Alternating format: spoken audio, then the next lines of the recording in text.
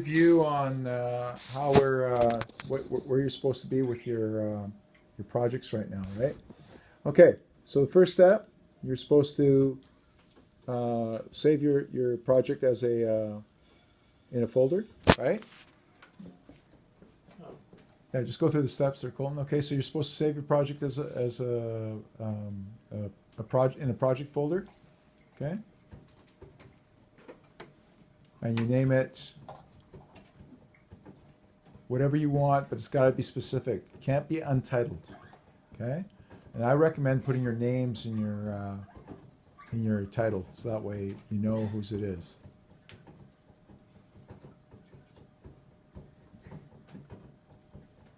Okay, next step, you want to create a soft instrument track.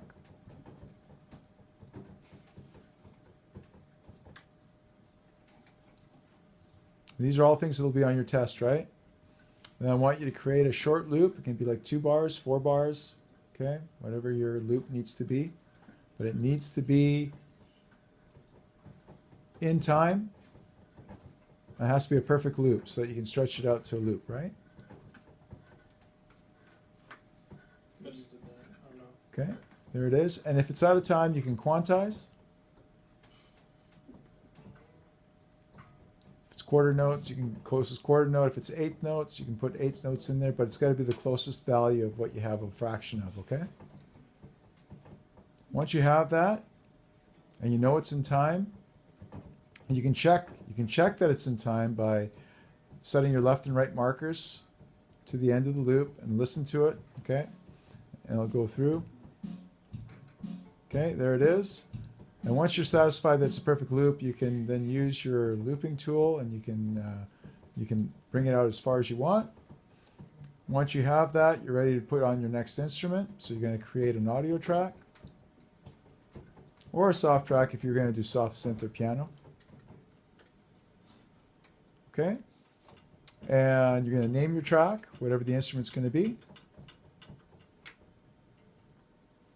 And if it's guitar, then you put down guitar.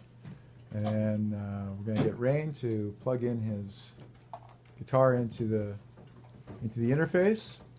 So depending on whether you've got a Lesis IO4, you've got a Tascam, it'll be slightly different, but pretty much the same idea. They're pretty much plug and play. Plug your guitar into the line. Make sure that it's set for guitar input. Okay, and then you're going to bring up a virtual amp on your insert. You can choose your favorite one. You can go into Waves and do CLA guitars, or you can go into so you got the Chris Lordage plugin. Shape your sound. You can use Guitar Amp Pro if you want out of Logic. Okay. Once you have the guitar that you want, the guitar sound that you want, you should bring up a level meter on your strip.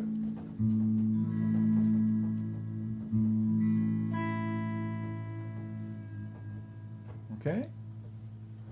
And then what you're going to do is you're going to set it to about -5 dB. Give yourself a little bit of headroom. There you go. Once you're satisfied with your levels, you can use R on your keypad, right, to put it into record. So you got it in record ready, so you can hear the track, and now you're ready to go. Before you do that, check to see in your metronome settings what count-in you've got. I like 8 beats. Everybody's different. Recording settings, there you go. It's set for 1 bar. Click while playing. Are you ready, Rain? I don't even know the beat, how fast it is. It's slow. Give your performer a practice run through. Just put it into play by hitting the space bar.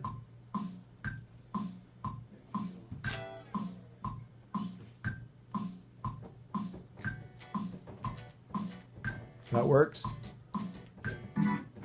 Okay, so you're ready to go. 4 beats and you're in. Okay.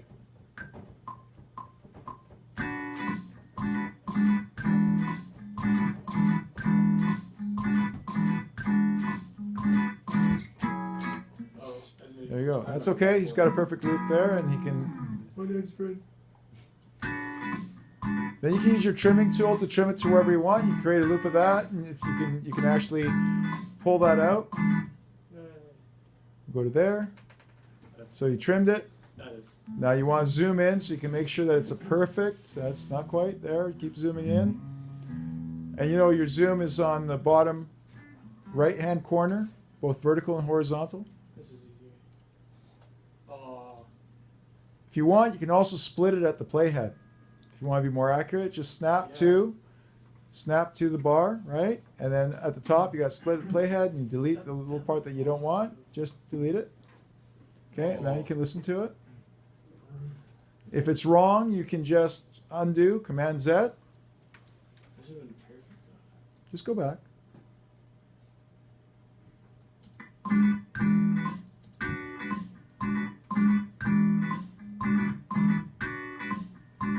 It's not bad. Okay. It's gonna fall short every. Oh, Well, if it's short, then what you need to do is go just undo. Do a Command Z. Go Command Z. Keep going, Command Z until you got what you had, right? There you go. Now find a spot where it's perfect.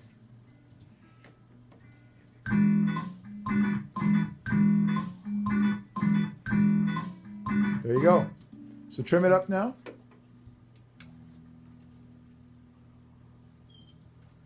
That's how easy it is. Okay?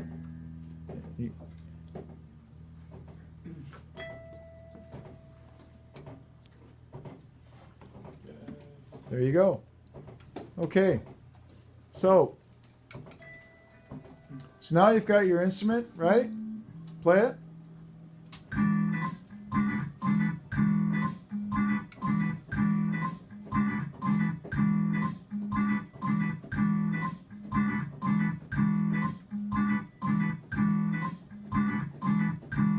Perfect. So now, if you've got that, right, now you can build your song from that, right? Now you should have your song from beginning to end at this point, and you should also have a scratch vocal track. If it's a scratch vocal track, you're just basically doing the same routine as the guitar. Only difference is you're going to have a microphone cable plugged into an XLR female input, okay? And then you're going to set your levels for vocals. Because it's a scratch vocal, you don't have to do a whole lot. You don't have to use a compressor or anything like that. Just basically go through and do a scratch vocal. Put it into record ready. You're going to create another audio track, okay, for your vocals.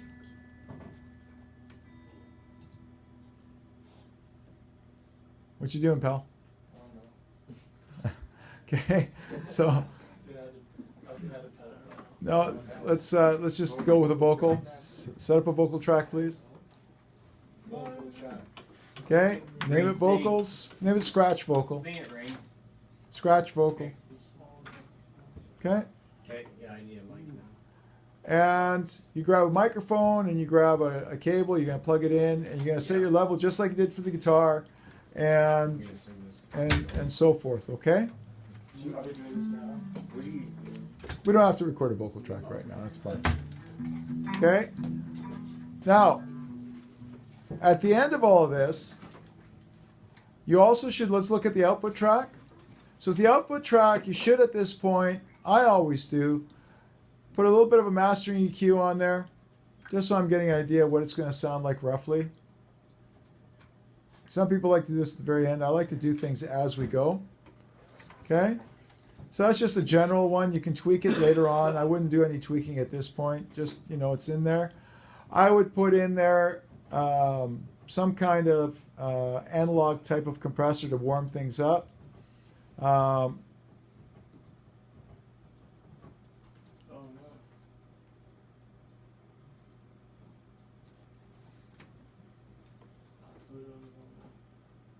Okay, so that goes on your output. Okay, and I like using the Puke Child 670.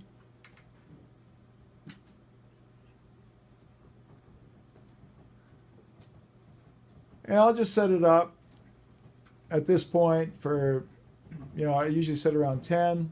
I usually don't have the threshold higher than 2.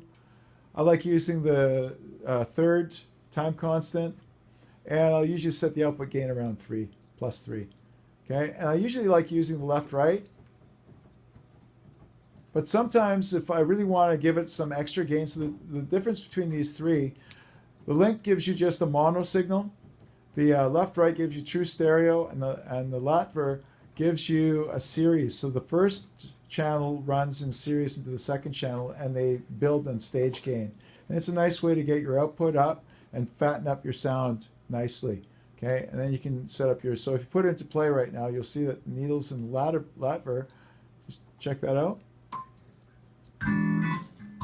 See how the first channel is back and the second one. Now I usually like to set it so that that second needle is got some headroom, right? So you play around with it until you get it. You use your ears and also the meters, and you'll find something that works. The last plugin that you should have in there, these are the three essentials in my mind.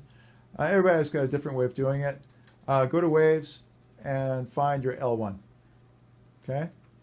Now some people like using variations of the L1. I like the L1. It's really simple. I always set my out ceiling to the minimum that I need to keep it from clipping. That could be anywhere from minus 0.1 to minus 1.0. If it's more than minus 1.0, then I usually go back and I recheck my mix and make sure that that's all working properly. Okay? And if you put that into play now, and open up the limiter.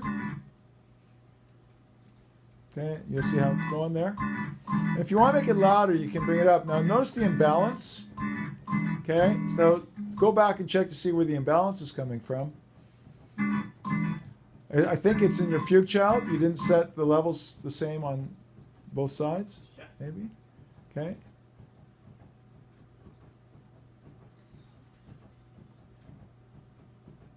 Okay. Now if you go back, you'll see that it's probably balanced out. There you go, right? And you want your meter to be balancing, you know, between the dark and the yellow, okay, the orange and the yellow. You don't want it pinned all yellow because now you've lost your dynamic, right?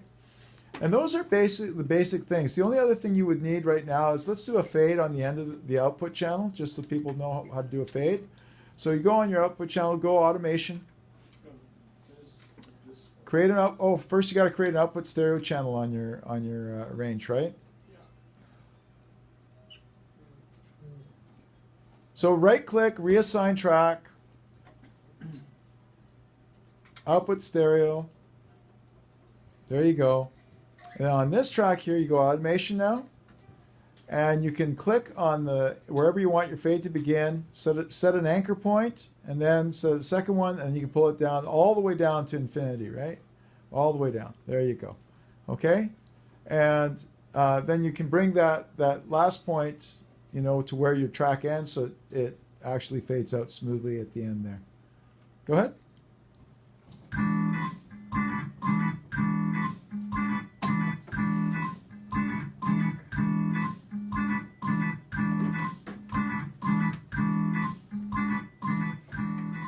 There's your fade.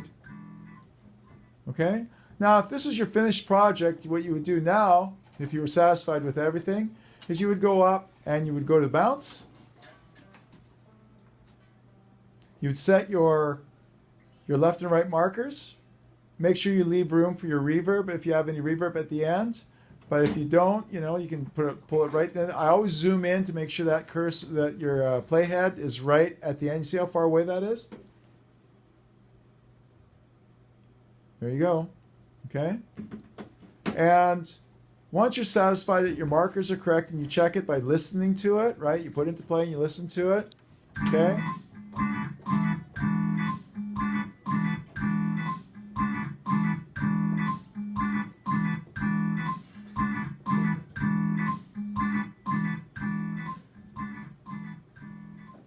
There it is. Okay, there's your masterpiece. Now you're ready to bounce. You're going to go to bounce. You're going to name your track. And I always name it by mix and date. Okay? So, you know, for this I would say it's my rough, I would say it's a recording rough mix, pre-production, or whatever you want to call it. Okay? And I would put a date on there usually. And you bounce it out to an MP3. Now, I always actually bounce out to M4A or AAC, okay? So advanced audio codec, so that that's your WAV file that you would actually send to a duplication place, okay? So click the AAC as well, please, okay? And you're just going to bounce it out as is. Now, if we were putting it to CD, we would dither this, but we'll get down to that later. We won't get into dithering right now, okay? So once you have all that, you're going to send it. You also want the PCM code clicked as well, okay? And you're going to add it to iTunes library. Okay, now you're ready to bounce. And it will go right into your bounce folder in your project. So bounce it. And there it goes. Okay, and then you're going to go back to, you can open up iTunes, you'll find it there, and you'll also find it in your project folder. So if you open up the project folder, just to show them.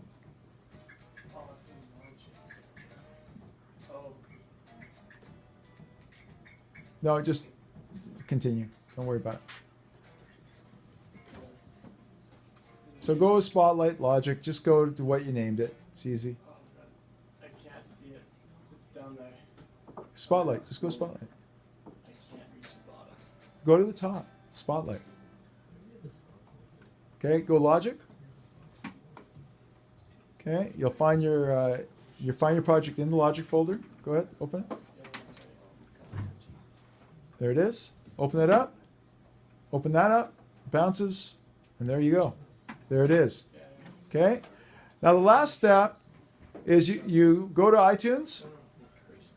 Open up iTunes, please. Okay, and you're gonna create a playlist. Okay. I'll just do it. Create a new playlist.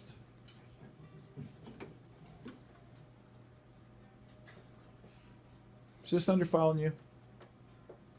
Since you can't go to the bottom. At the bottom there is an actual, just go playlists over on the side there. Top. Right.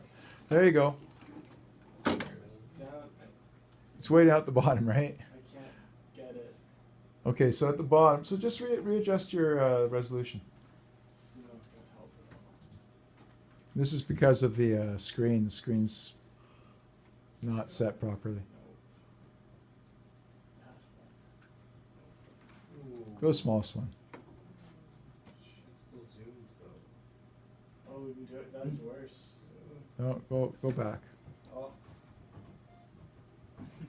Oh. How about 1280? Yeah, we'll have to fix that. Anyways, at the bottom of your iTunes, there's a plus sign. Just hit the plus sign. You'll create a new track. Just go to test one. Go down the bottom there, test one. Right? There you go. There's one with nothing in it. And you'll drag your file into that, okay, from your Logic folder. And there's your final CD that you're going to do. So go into your Logic folder, please. Yeah, there it is. Open it up. Grab your wave. Okay. This is what would go to the duplicating plant, right? And close that window. Okay, and there it is, and it's ready to send for duplication. Okay, there it is. Now the only thing that we skipped there was that we didn't dither it to 16-bit 44.1 kilohertz, right? So that's in 24-bit. If you send 24-bit to the duplication place, you'll have artifacts on your CD, so you don't want that. Sometimes they cache that, sometimes they don't. Anyways, there it is. That's what you need to know, okay? You also need to know how to put reverb plugins and such on your track. So Colton, if you just show them how to put a little bit of reverb on the guitar. Oh, like space it out.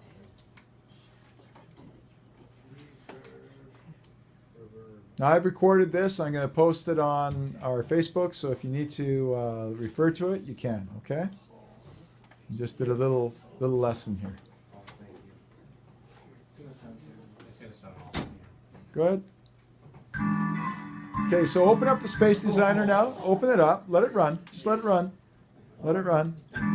Now, if you want to reduce the reverb, just you go down to the bottom there and you can reduce how much reverb. You can add as much as you want. The dry takes away the actual direct signal, and now all you have is reverb. Turn the reverb all the way up. So that's all reverb now, right? Right? I usually use the dry. You can do a mixture. I usually leave the dry all the way up, and I just adjust the reverb accordingly. Okay? So there you go. Any questions? Good.